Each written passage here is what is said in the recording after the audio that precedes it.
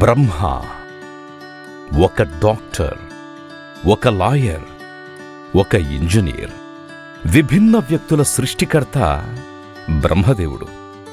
కాని అన్నీ తానై పలు పాత్రలను పునఃసృష్టించే బ్రహ్మదేవుడు నటుడు. అటువంటి విశిష్ట పాత్రల ప్రాణప్రదాత మన అందాల నటుడు శ్రీకాంత్.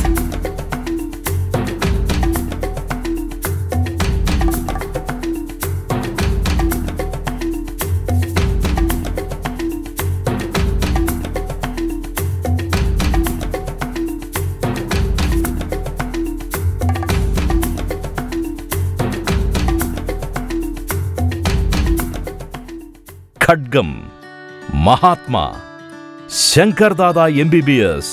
వావ్! ఒకటేమిటి, నాయకుడు, ప్రతినాయకుడు, సహనటుడు. పేరేదైనా పాత్ర ముఖ్యం, నటన లక్ష్యం.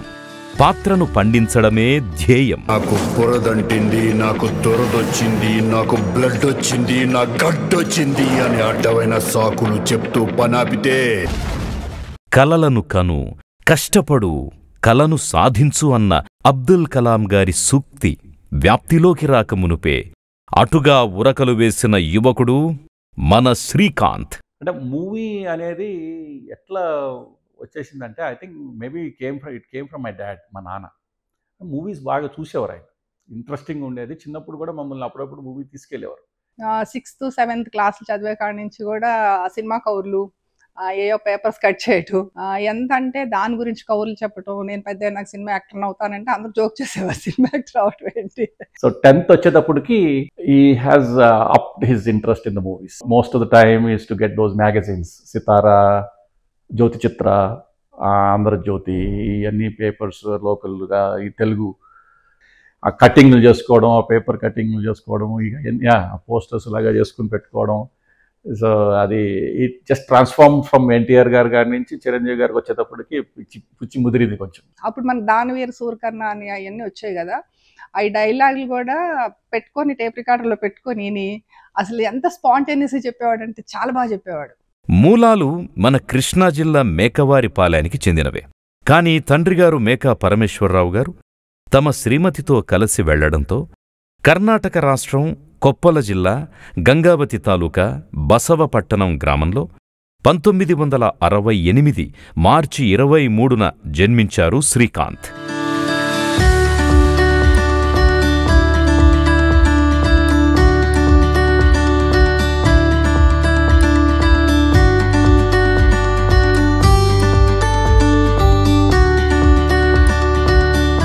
శారదా విద్యా సంస్థ ప్రైమరీ స్కూల్లో ప్రాథమిక విద్యను, గొట్టిపాటి వెంకటరత్నం హైస్కూల్లో హైస్కూల్ విద్యను పూర్తి చేసి 10వ తరగతిలో ఉత్తీర్ణుడయ్యాడు శ్రీకాంత్.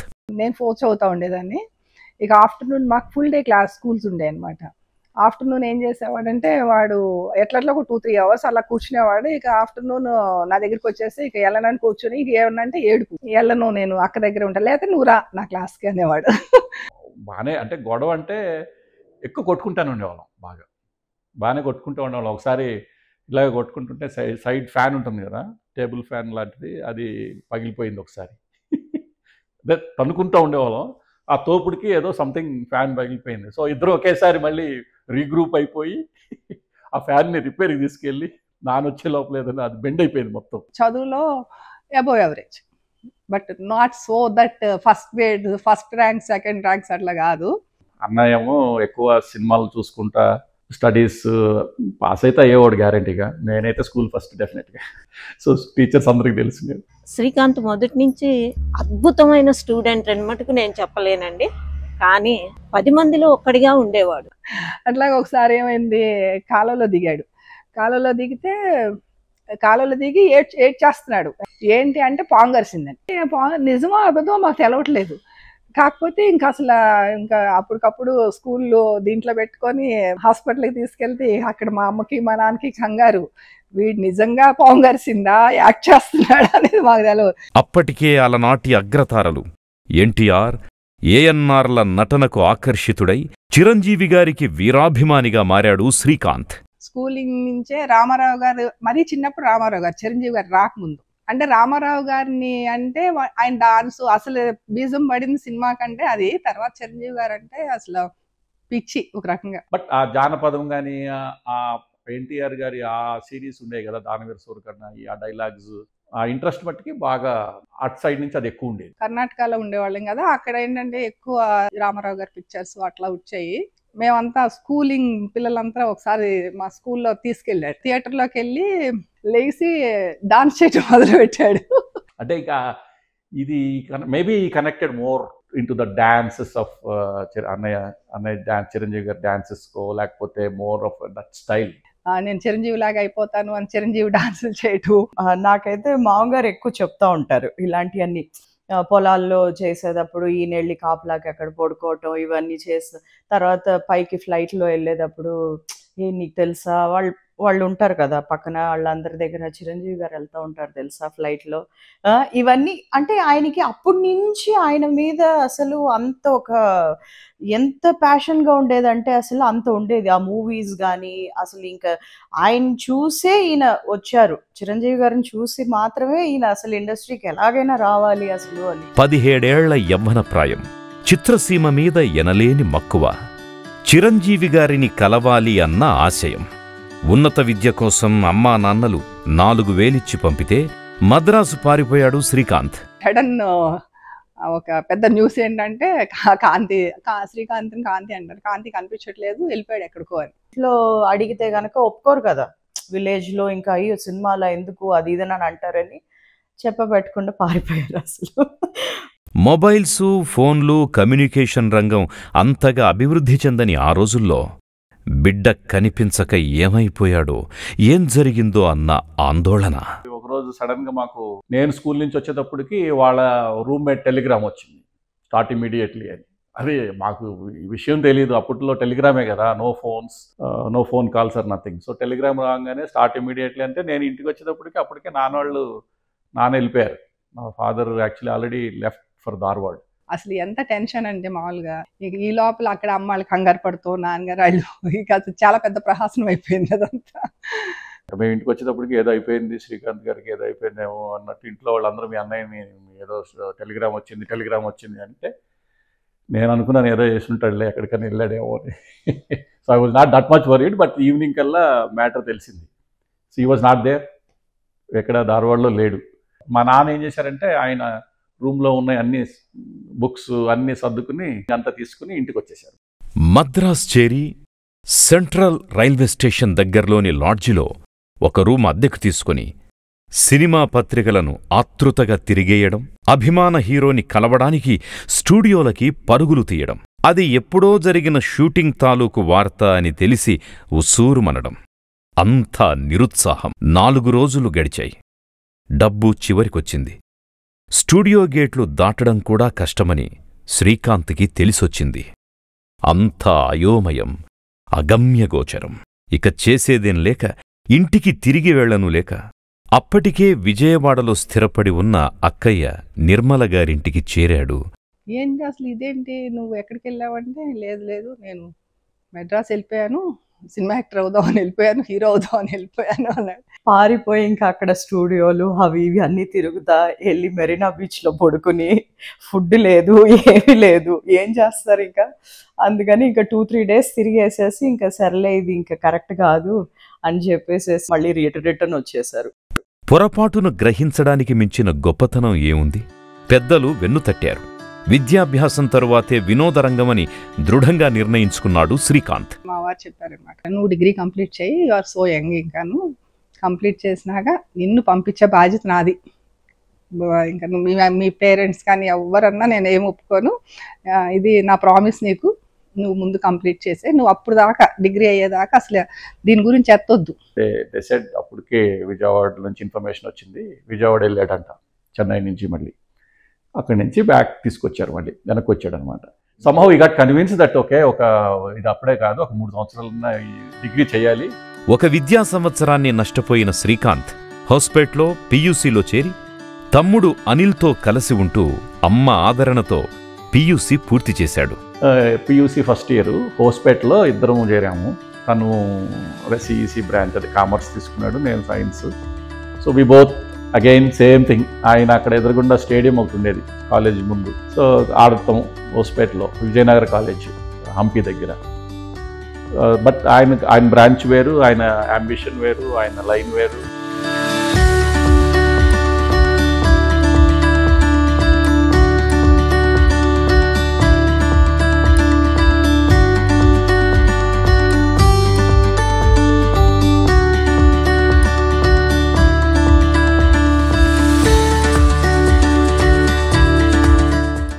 అనంతరం ధార్వాడ్లో కర్ణాటక యూనివర్సిటీ నుంచి బీకాం పట్టా పొందిన శ్రీకాంత్లో చిరంజీవి గారిని కలవాలి అన్న పట్టుదల ఏమాత్రం సడలలేదు. There was one girl, I mean I don't know it's two sided one sided తెలియదు, కానీ ఎవరో ఒకళ్ళు ఎప్పుడు, especially in I think undergrad చేసేటప్పుడు, బీకామ్ చదివేటప్పుడు, there were stories that, yes, there was some girl chasing him or he was chasing a girl. I don't know exact details, but his friends, through his friends I came to know. తర్వాత degree అయిపోయినాక వచ్చేసాడు. అసలు మా ఇంటికి అక్కడికి అమ్మాలి, ఇంటికి వెళ్ళాల, నా దగ్గర డైరెక్ట్ వచ్చేసాడు. వచ్చేసినాక ఏంటి ఇంకేమైనా మారిందా అంటే ఏమీ మారలా, ఇంకెక్కువైంది.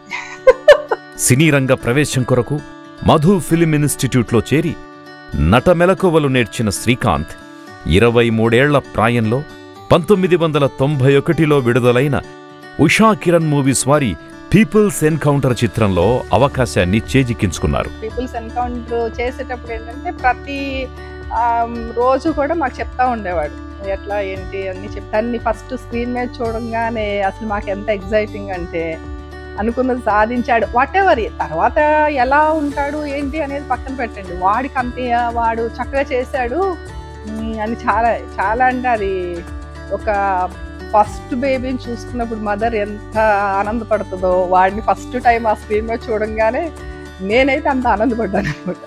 అప్పటి వరకు ఒక డౌట్ ఉండేది కదా, ఏం చేస్తాడు ఏంటో.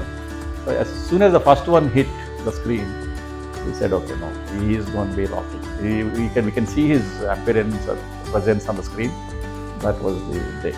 నాన్నగారు తర్వాత ఇంకా అసలు ఆయనకి కళ్ళంటే నీళ్ళు వచ్చేసింది. బళ్ళారి వెళ్ళి చూసి వచ్చి ఆ నైట్ కాల్ చేసి, ఇంకా అసలు ఆయన ఆల్మోస్ట్ ఆ గొంతులో తెలుస్తుంది కదా ఆనందము, ఆ వణుకు అవన్నీ.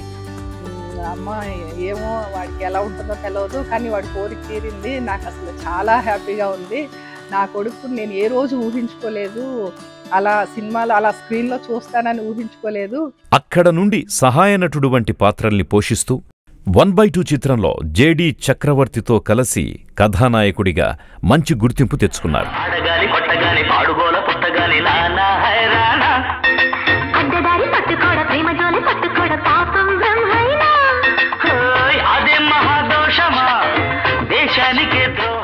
తన సినీ ప్రయాణంలో 25వ చిత్రంగా డాక్టర్ డి రామానాయుడు గారి నిర్మాణంలో వచ్చిన తాజ్ మహల్, దర్శకేంద్రుడు రాఘవేంద్రరావు గారి దర్శకత్వంలో వచ్చిన పెళ్లి సందడి చిత్రాలతో వెనుతిరిగి చూసుకోవలసిన అవసరం లేకుండా పోయింది శ్రీకాంత్కి.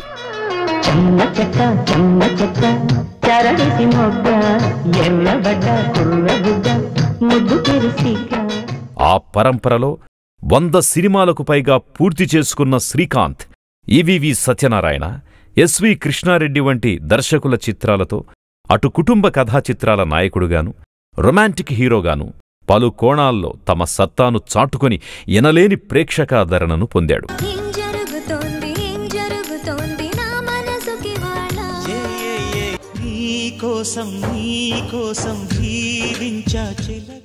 శ్రీకాంత్ గారు basic he's a very good actor.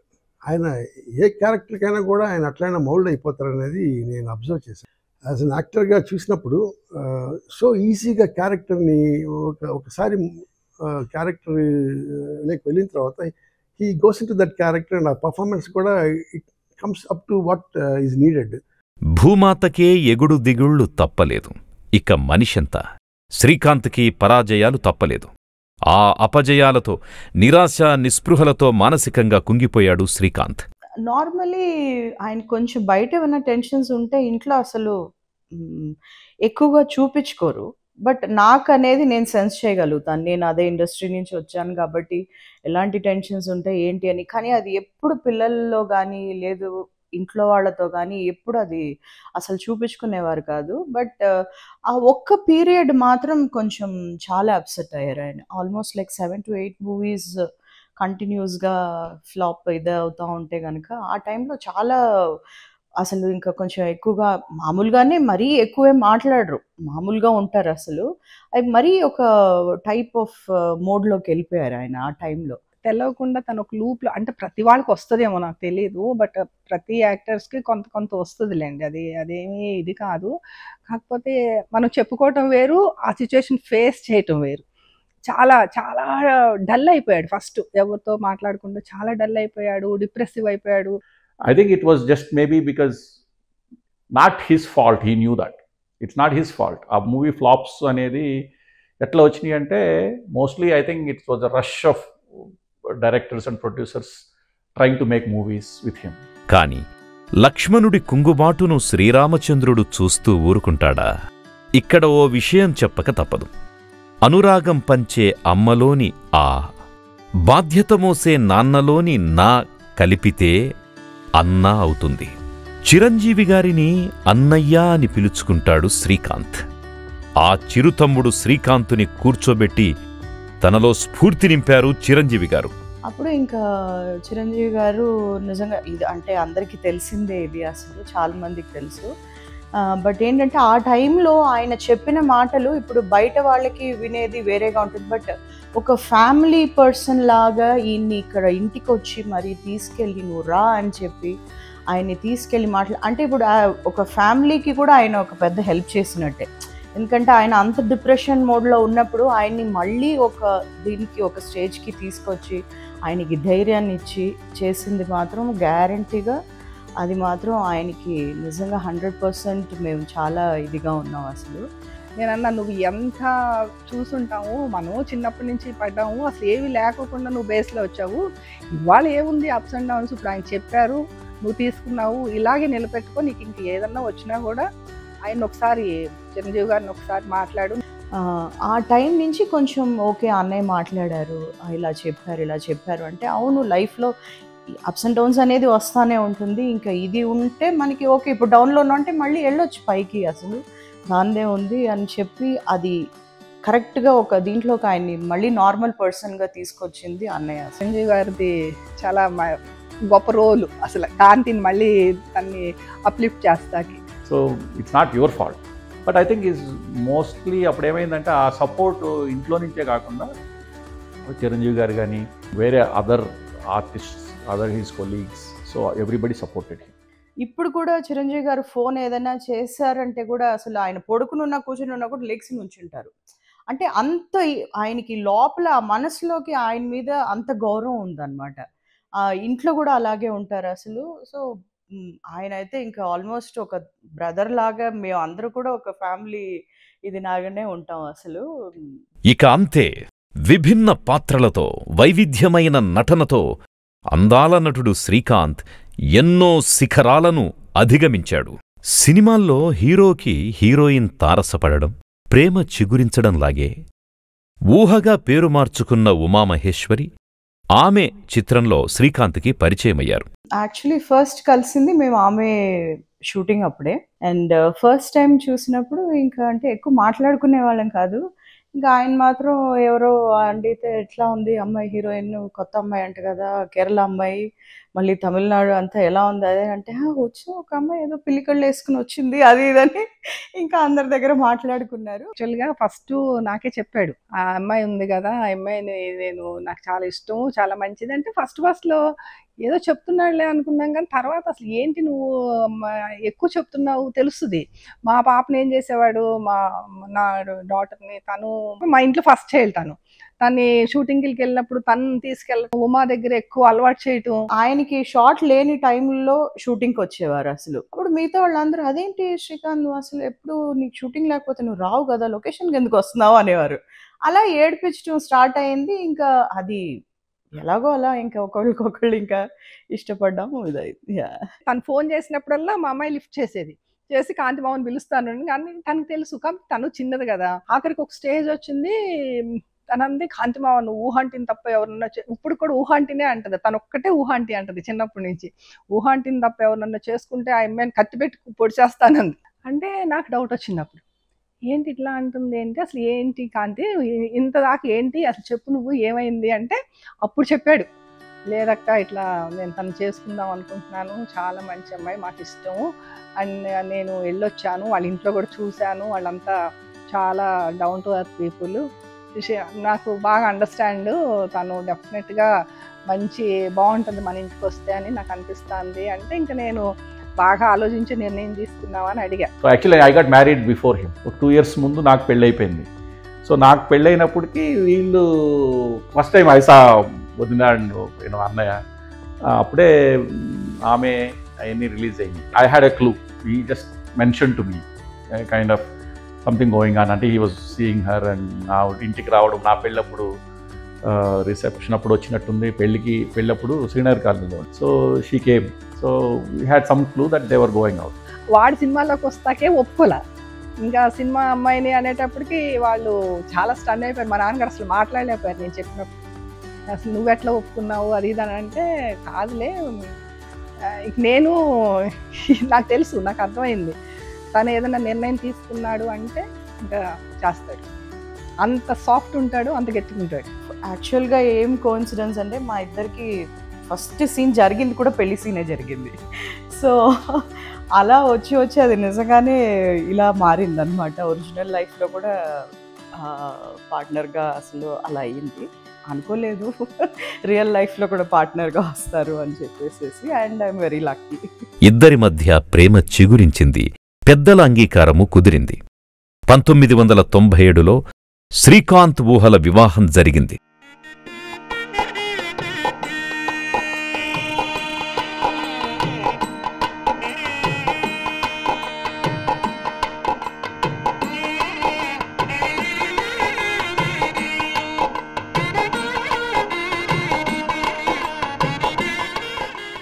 ఆయనే ఎందుకంటే ఆయనకి తెలుసు ఎక్కడ తప్పు జరిగింది, దాన్ని కరెక్ట్ చేయటాకే తను చేస్తోంది అనేది తెలుస్తుంది. అండ్ అవన్నీ చిన్నది, అది ఉంటేనే ఇంట్రెస్టింగ్గా ఉంటుంది లైఫ్ అనేది. ఆలు మగలైన ఆ దంపతులు అమ్మానాన్నలయ్యారు. రోషన్, మేధా, రోహన్ ముగ్గురు వీరి సంతానం.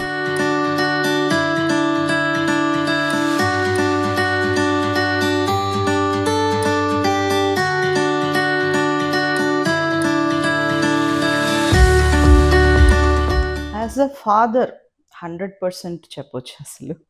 ఎందుకంటే ఇంకా పిల్లలకి వాళ్ళకి ఏది ఇష్టం ఏంటి అసలు కానీ ఏమి తిట్టరు, నేనేమన్నా కోపడితే కూడా నా మీద ఇదవుతారు, కానీ పిల్లల్ని మాత్రం ఒక మాట అనకూడదు ఆయనకి. అసలు చాలా ఎఫెక్షనేట్, అసలు వాళ్ళు ఏదైనా కొంచెం డల్గా ఉంటే కూడా ఆయన తట్టుకోలేరు, అంత ఇది అనమాట. వాళ్ళు ఏది అడిగినా అది ఇంకా చేసేయటమే అనమాట. నేనైనా కొంచెం ఏమండి ఎందుకండి కొంచెం చెప్పండి అంటే, హే వదిలేదు చేసుకుని అసలు అంటారు. ఇంకా చదువు విషయంలో కూడా అసలు ఇంకేమి ఆయన ఏమి ఫోర్స్ చేయటం పట్టించుకోవటం ఏమి ఉండదు. అసలు ఎందుకు అట్లా తిడుతూ ఉంటావు, ఎందుకు ఇలా చేస్తూ ఉంటావు అని ఇంకా మళ్ళీ రివర్స్ నన్ను అంటారు. కానీ అసలు ఆయన మాత్రం ఇంకంతా, ఇంకా వాళ్ళకి కూడా పిల్లలు కూడా అంతే. అసలు వాళ్ళ నాన్న ఏదంటే మళ్ళీ ఆయన ఫేస్లో ఏంటి అని అంటేనే వాళ్ళు బాధపడిపోతారు అనమాట. తల్లిదండ్రుల వారసత్వాన్ని పొణికిపుచ్చుకున్నాడో ఏమో, సౌత్ ఇండియన్ హృతిక్ రోషన్గా ప్రశంసలు పొంది తెలుగు తెరకు పరిచయమయ్యాడు రోషన్.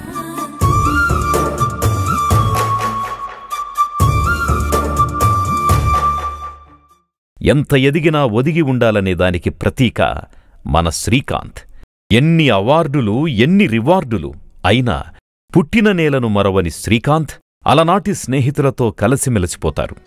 బట్ నేను హీరో అయ్యాననే గర్వం ఈ రోజుకి ఫ్రెండ్స్ దగ్గర కానీ ఎక్కడా లేదు. ఆయనలో ఉన్న గొప్పదనం అదే అనుకుంటున్నాను. ఇవాళ కూడా వస్తే 10 మంది వచ్చి ఇక్కడ కూర్చోబెట్టుకుని రండి అందరూ భోజనం చేద్దామని. बीकॉम फर्स्ट ईयर 1986 में मुझे एडमिशन कॉलेज में दोस्तों के मिल गया. श्रीकांत ऐसा दोस्त है, वो डाउन टू अर्थ पर्सन है, वो कभी अपने दोस्तों को भूलेगा नहीं. कोई भी चीज़ में किसी भी कंडीशन में वो कभी भी याद करते रहते. తన పాత స్నేహితులు కానీ పాత టీచర్స్ని కానీ ఆ పొజిషన్కి వచ్చిన తర్వాత కూడా గుర్తుపెట్టుకోవటం అనేది వాడి గొప్పతనం. కాంతి వాళ్ళు మేమందరం ఇక్కడే పుట్టి పెరిగామండి. ఈ జాగాలో అంతా ఆడుకునేవాళ్ళము. ఇక్కడ క్రికెట్ ఆడటానికి అట్లకి వెళ్ళేవాళ్ళం అండి. చాలా మంచి ఫ్రెండ్ అండి.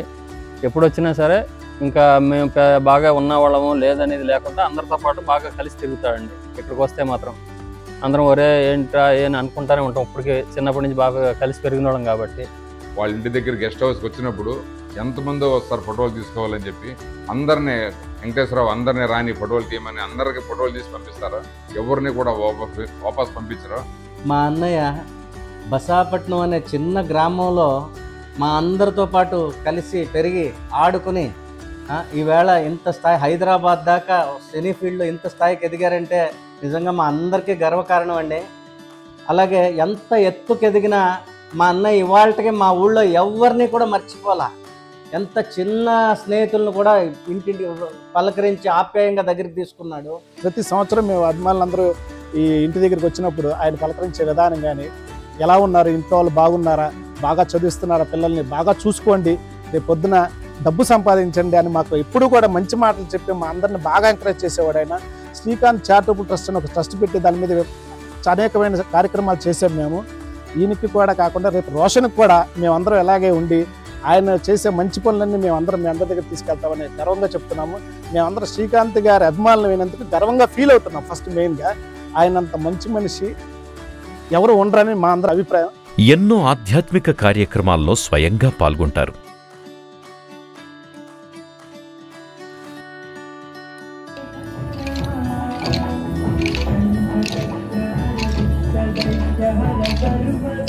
ఎన్నో ఆలయాలకు ಭೂರಿ ವಿರಾಳಾలను అందజేశారు. ಮಹೇಶ್ವರು ನಾವು ದುರ್ಗಾ ಪರಮೇಶ್ವರಿ ದೇವಸ್ಥಾನದ ಅರ್ಚಕರು. ನಾನು ನೋಡಿದ ಮಟ್ಟಿಗೆ ಒಂದು 20 ವರ್ಷ ಆಯಿತು. ಮಂತ್ಲಿ ಒಂದು 3 ಟೈಮ್ 2 ಟೈಮ್ಸ್ ಶ್ರೀಕಾಂತ್ ಸರ್ ಅವರು ಬರೋದಲ್ಲಿ ಸಹಜವಾಗಿ ನೋಡ್ತಿದ್ವಿ. ಅವ್ರು ಬಂದರೆ ಅಮ್ಮಗೂ ವಿಶೇಷವಾದ ಪೂಜೆ ಮಾಡಿಸ್ತಾರೆ, ಅಲಂಕಾರ ಮಾಡಿಸ್ತಾರೆ. శ్రీకాంత్ కూడా ఇక్కడ చదివాడు. మాకన్నా జూనియర్ 4-5 ఇయర్స్ జూనియర్ ఆయన ఈ స్కూల్కి అలాగే డొనేషన్స్ కూడా ఇచ్చాడు. మా పాత స్టూడెంట్ల డొనేషన్స్ ఇచ్చుకుంటూ ఈ రోజు వరకు డెవలప్మెంట్ చేసుకుంటూ వచ్చాడు.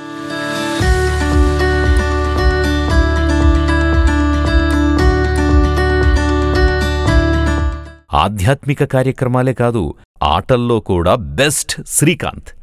క్రికెట్ వరల్డ్ కప్ వచ్చిందంటే వారి ఇల్లే ఒక స్టేడియంలా మారిపోతుంది. సాయమడిగిన వారికి ఎన్నో గుప్తదానాలు చేస్తుంటారు.